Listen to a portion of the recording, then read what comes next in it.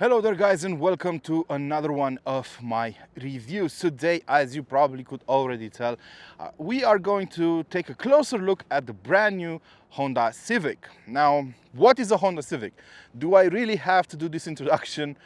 This is one of the longest standing cars in production today. It has been originally launched in 1972, so it's about 50 years old. This nameplate is about 50 years old, and over time we saw 10 different generations of it, and this is the 11th launched this year. Now, typically you probably know that manufacturers keep their cars in production for about 7 years for a model.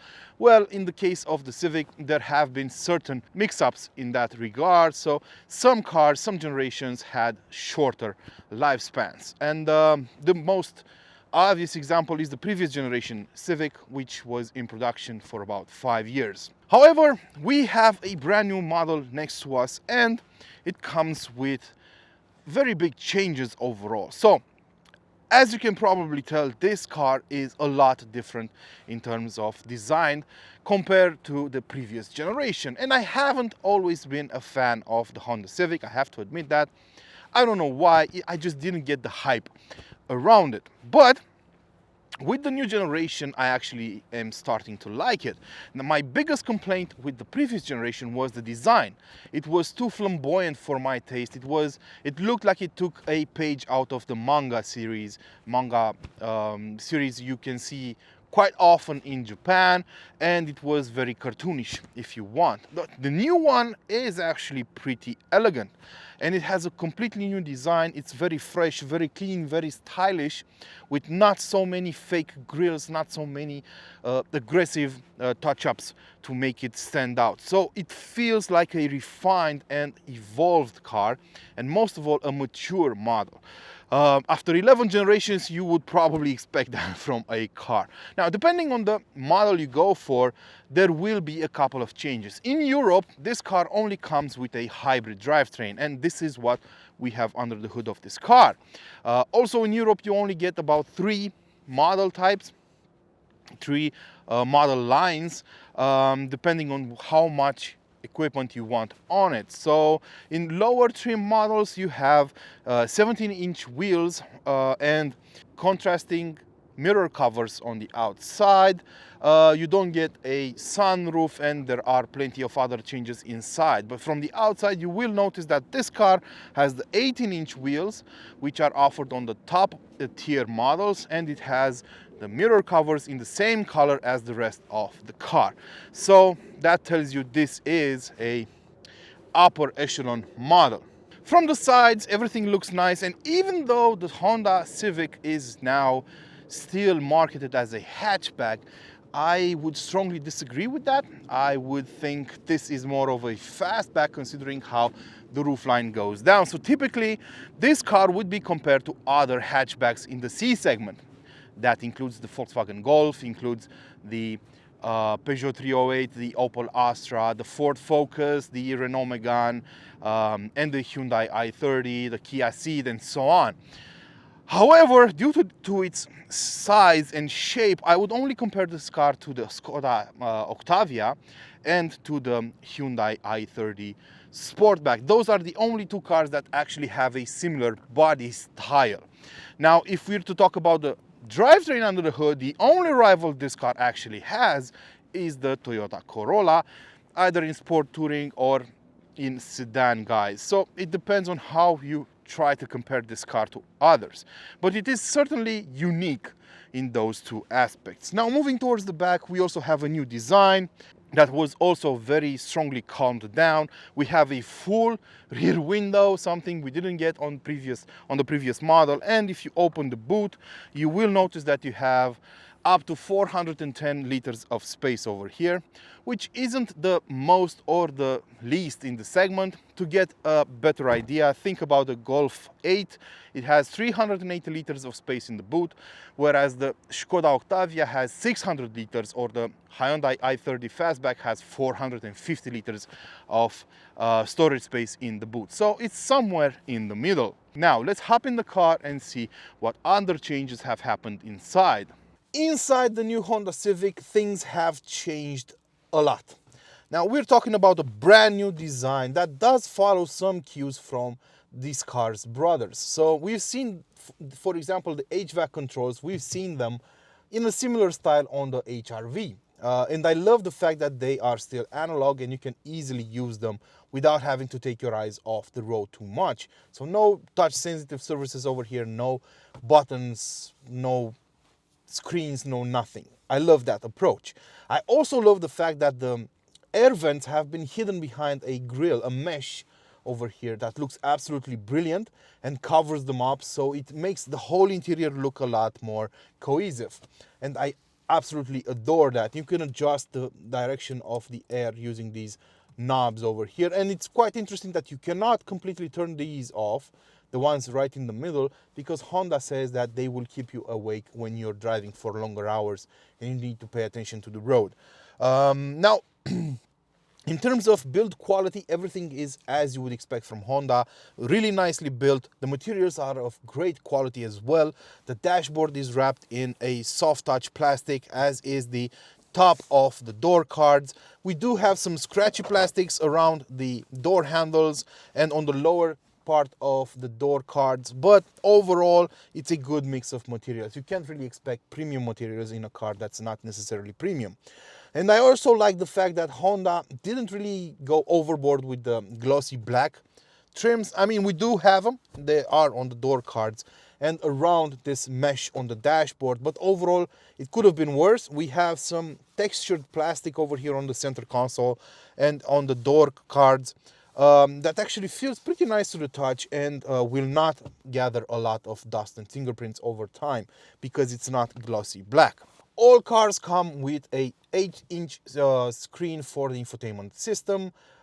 We've seen it before on the HR-V or the CR-V. It looks really nice and it works pretty good because it has new hardware behind it, and you also get Android Auto and Apple CarPlay wireless, which is a nice touch, of course, and you have come to expect it on newer models. You have a charging port over here for your phone in case you're using those systems to make sure you don't run out of battery.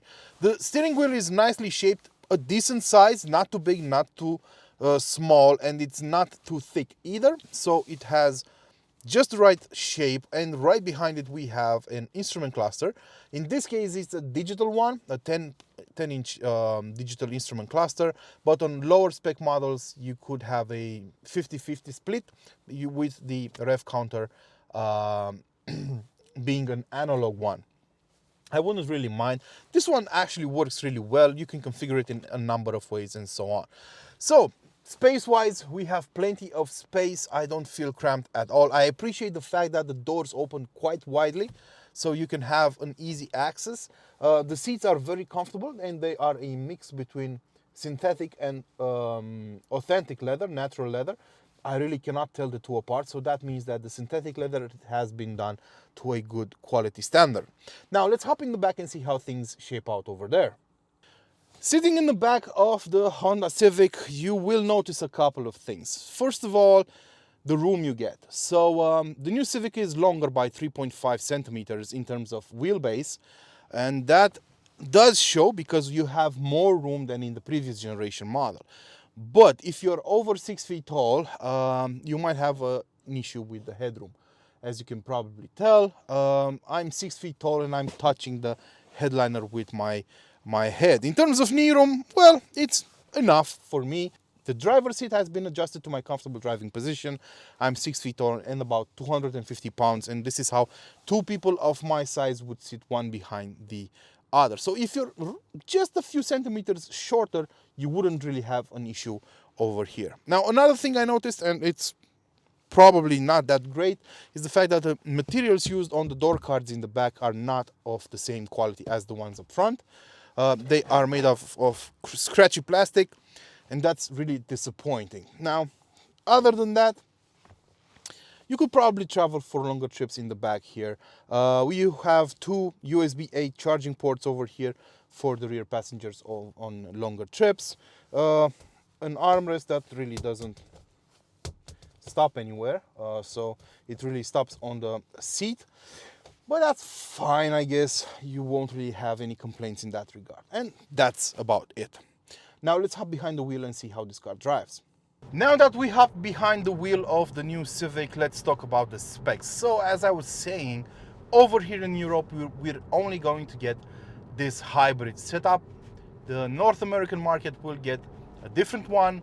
They will get turbo engines, they will get naturally aspirated engines and manual gearboxes and so on. But over here in Europe, Honda wants to play it safe, wants to make sure it will abide by the Euro 7 emissions standard, and they are only offering it as a hybrid in this guise. So we're talking about a 2-liter petrol engine under the hood using the Atkinson cycle, capable of making up to 143 horsepower. However, that's not the important thing here, because that engine is only going to be used to recharge the battery or to send power to the electric motor. The car is actually put in motion by an electric motor that's good for 184 horsepower.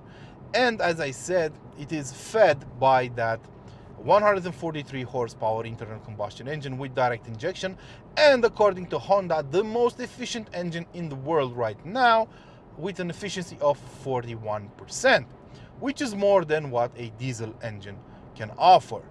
And since we're seeing the front wheels powered by the electric motor at most times, I have a mention to make over here. The internal combustion engine can power the front wheels at speeds over 60 kilometers an hour, and when you're driving in a very constant manner.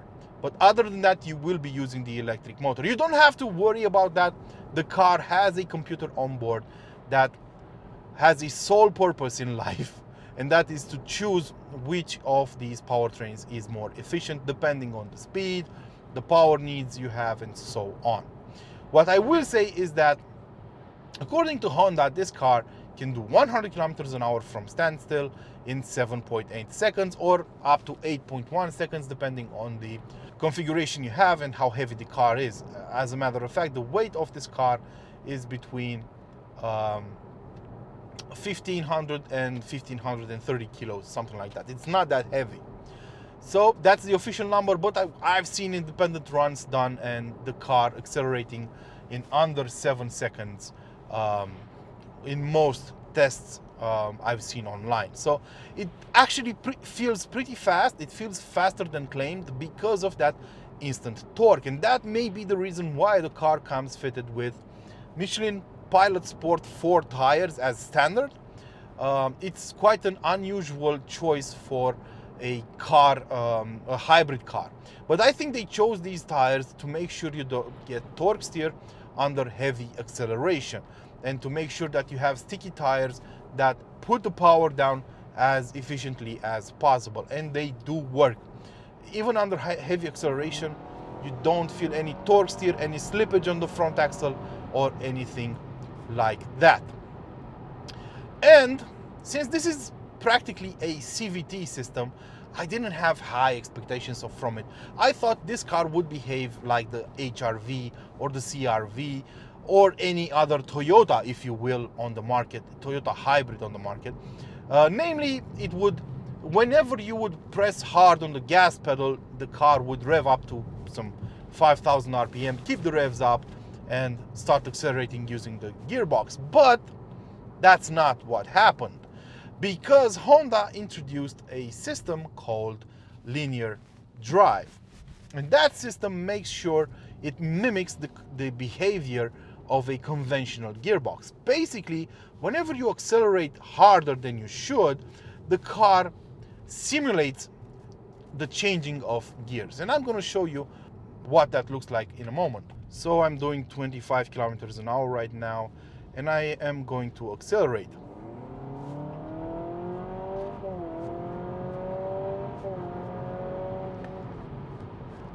Did you hear that? So the car actually does a good job at mimicking changing gears. And it is a very nicely done setup. To be honest, it feels very natural, even though you don't get those hiccups you normally would in a conventional gearbox or a conventional car. The car feels really, really natural on the road. And it's not done just by a fake noise. the engine actually changes RPM when it changes gears. And it feels really natural, as I said, and I actually enjoy driving this car. Combine that with the instant torque of the electric motor, and you can actually drive this car in a sporty fashion easily, and that is just joy to my ears. It is probably the best CVT gearbox I've ever experienced, CVT setup if you will, not necessarily a gearbox, I've ever experienced, and it is a joy to drive. But it's not just about the way this car behaves in sport mode. You'll have the same behavior in comfort mode, by the way, and the car will simulate those gear changes in every driving mode. But it feels refined, it feels well built, it feels really well knit together, and that also comes from the increase in torsional stability, in torsional rigidity of the car of about 20% compared to the old model. We also have a brilliant suspension setup on this car. It's multi-link front and back, and it is incredibly comfortable, incredibly quiet, miles ahead of anything Volkswagen has to offer in its range. And the car overall is well sound insulated up to 120 kilometers an hour. Over that, you will hear some rather disturbing noise in the cabin, but that noise won't be coming from the internal combustion engine, which doesn't really have to rev that high compared to other cars in Honda's lineup, other cars with a hybrid setup, if you will. So yeah, they did a great job at making this car a sporty one with a hybrid setup, with a hybrid CVT setup, and I absolutely enjoyed driving it. Now, of course, some of you will have some questions about the fuel economy. So, around town I saw an average of about 6 liters per 100 kilometers covered. And around town the car actually drives on electric power like most of the time. Even if the internal combustion engine does kick in, it only kicks in to provide electricity to the battery or the electric motor up front. But other than that, the car does rely on the electric motor most of the time, so it will be incredibly quiet while driving around town.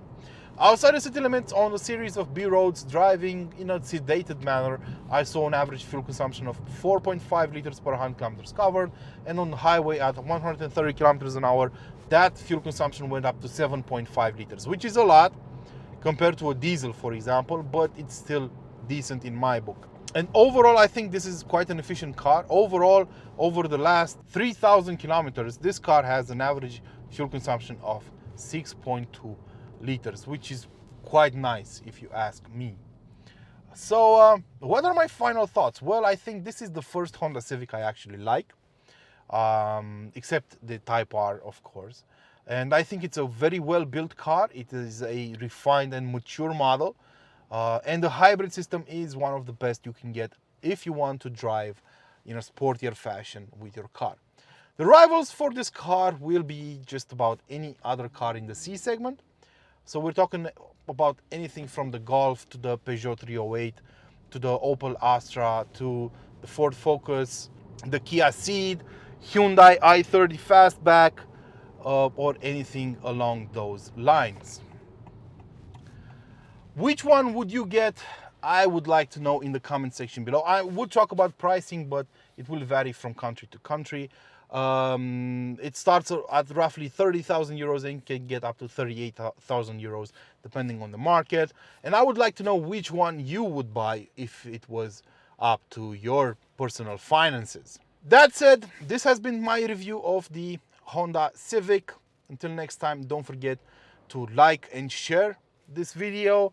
Don't forget to subscribe to keep this channel alive. Ciao.